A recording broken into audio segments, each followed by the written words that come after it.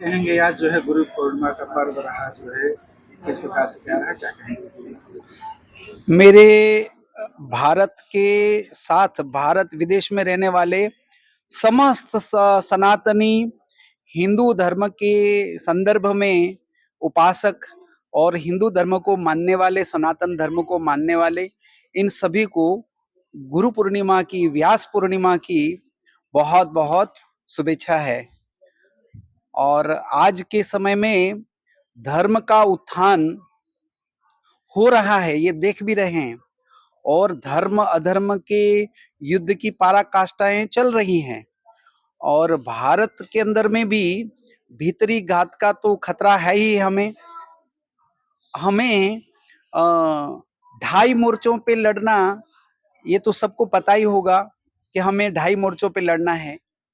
एक जो है बाहरी विदेशी ताकतें हैं, और दूसरा इतने पावन पर्व के अंदर में मुझे ये बोलना ठीक नहीं लग रहा है, लेकिन समय की मांग के और स्थिति के अनुसार मैं ये बोलने जा रहा हूँ कि हमें जागरूक होने की आवश्यकता है। एक मोर्चा कौन सा है ये बताने की आवश्यकता नहीं है, और आधा मोर्चा जो है वह हमारे सेक्युलर ताकतें, जो तथाकथित ढोंगी सेक्युलर कहेंगे, तो इन ताकतों से हमको लड़ना है। आज हिंदू धर्म के जितने भी धर्मावलंबी हैं, वे संकल्प लें कि हमें अपनी संस्कृति, हमारे परिवार की व्यवस्थाएं और हमारे संस्कार, इसे जागरूक रखने का बहुत आवश्यकता है।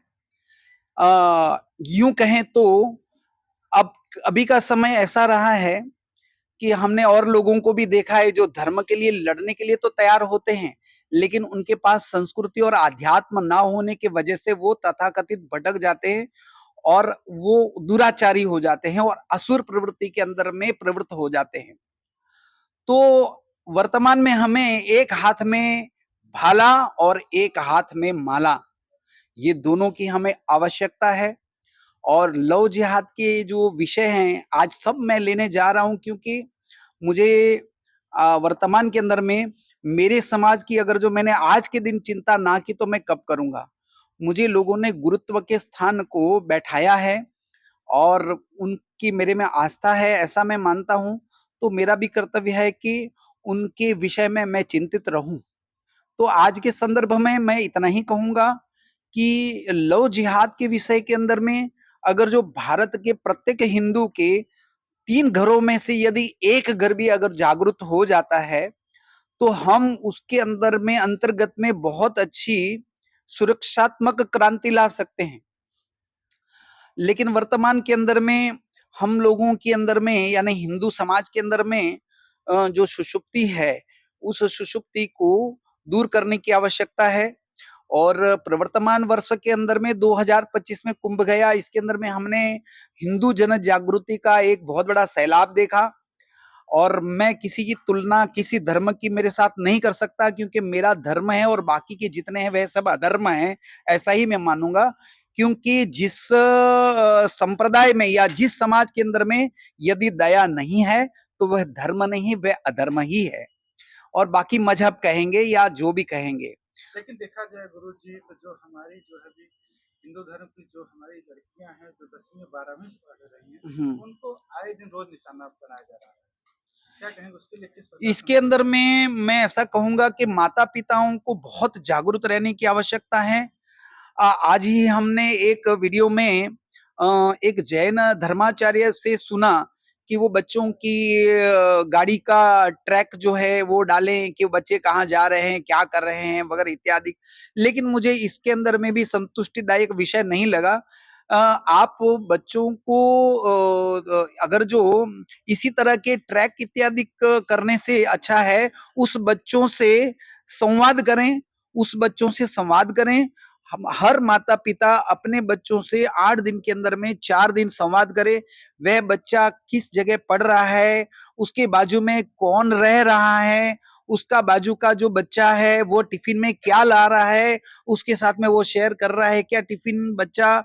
और वो बच्चे से ये भी देखना चाहिए, क्योंकि वर्तमान के अंदर में बहुत क्षेत्रों के अंदर में हिंदू नाम का धारण करके अन्य जो है विधर्मी लोग टीचर बन चुके हैं, और वह टीचर भी है, उसके संदर्भ में भी पूछें कि वो टीचर किस तरह का उनके साथ में व्यवहार कर रहा है।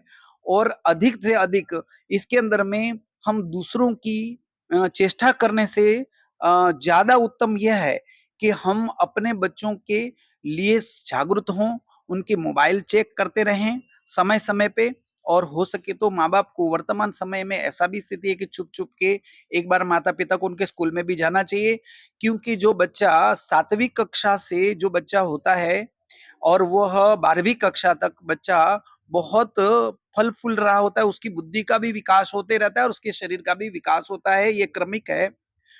इस अंतर्गत में उस बच्चे के ऊपर पैनी दृष्टि रखनी चाहिए। और यदि हमारे आजू बाजू के हिंदू समाज के कोई बच्चे हैं, हमारे अड़ोसी पड़ोसी हैं, तो भी हमें उसके बारे में भी देखने में कोई बुराई नहीं है। लेकिन अगर जो आपका उनके साथ संबंध अच्छा नहीं है तो किसी अन्य के द्वारा उसके माता पिता को भी आप सचेत करें, यदि किसी बच्चे के अंदर में आपको बुराई या किसी तरह के ऐसे लगता है कि बच्चा ट्रैक से उतर रहा है। तो घुमा फिरा कर हम यही कहेंगे कि हमें स्वयं को ही इसके अंदर में सावधानी रखने की अति आवश्यकता है।